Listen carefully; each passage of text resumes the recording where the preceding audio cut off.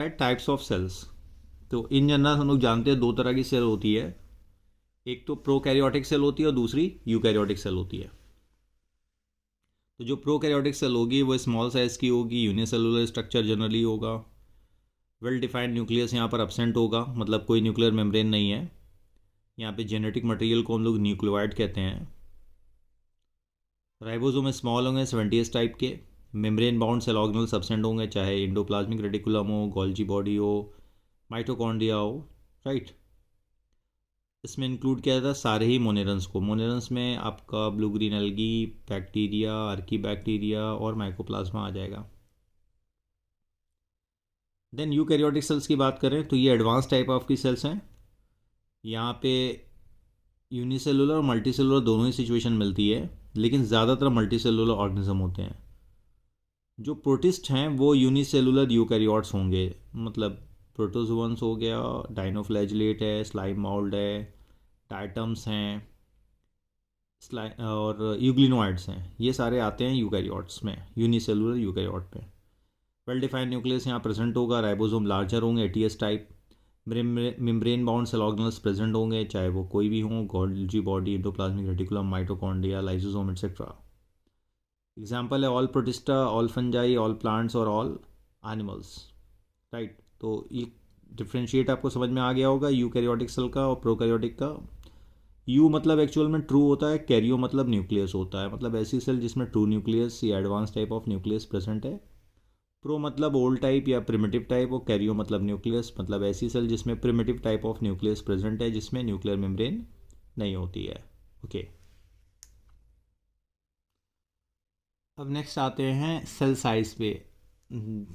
जैसे smallest cell कौन सी, mycoplasma, इसका साइज़ 0.3 माइक्रोमीटर होता है लेंथ में। बैक्टीरिया का लेंथ है 3 to 5 micrometre. Largest isolated single cell जो है एग ऑफ ऑस्ट्रिच है डायमीटर के हिसाब से।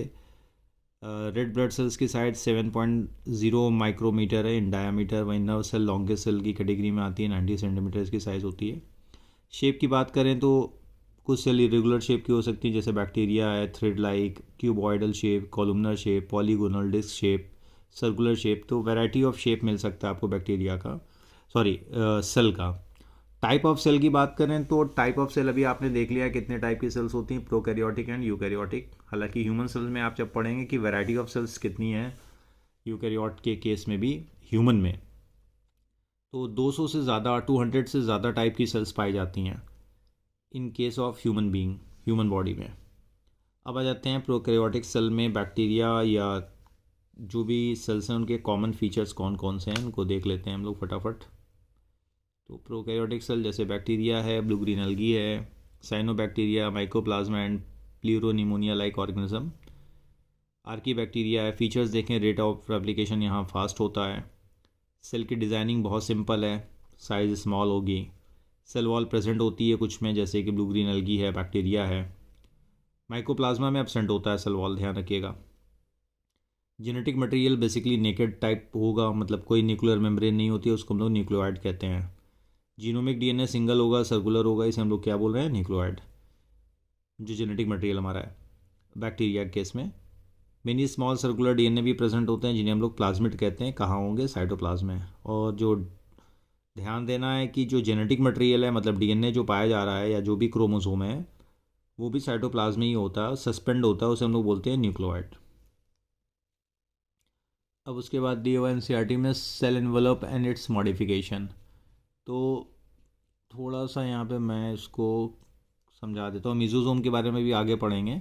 सेल वॉल जो होती है पेप्टिडोग्लाइकन की बनी होती है, बैक्टीरिया में प्रेजेंट होती है। वहीं म्यूकोपॉलीसैकेराइड की जो कवरिंग एक और आउटरमोस्ट होती है, उसको बोलते हैं ग्लाइकोकैलिक्स।